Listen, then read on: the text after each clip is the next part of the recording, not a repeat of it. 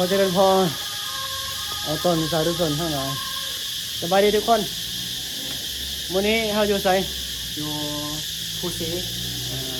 จะเป็น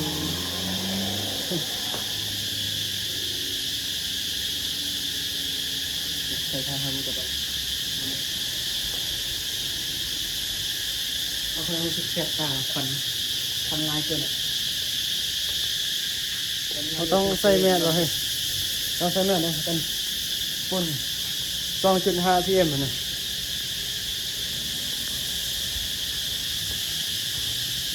อ๋อโธ่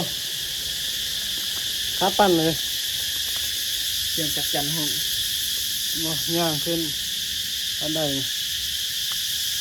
พระธาตุภูซี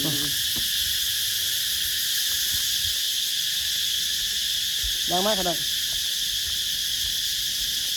นี่โย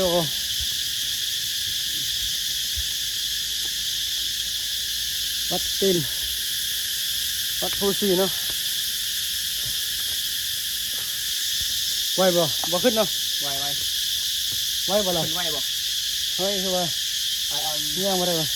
ไม่ได้ก็ไปทาง กลับไม่ได้เนาะ ได้ตอนนี้เราก็กำลังขี่ยางลงยางขึ้นทางวัดพุทธบาทยางขึ้นภูสี จับก่อนเนาะ ตอนนี้อากาศในหลวงพระบางก็รู้สึกว่าบ่ต่างจากไทยเลย เพราะว่ามีฝุ่นลายฝุ่น PM 2.5 PM 2.5 PM 2.5 ฝุ่นเนาะเดี๋ยวเราเดินขึ้นเลยบ่ ยางขึ้นที่ยางขึ้นภูซีบ่ยางขึ้นได้ โอเคขึ้นได้ เป็น ขึ้น เป็น ได้ ยางไหวบ่ ใช้เวลาเดิน เราที่ใช้เวลายางขึ้นประมาณ10 นาทีอันนี้ก็คือประมาณพันยางซานะ เดี๋ยวเบรกก่อน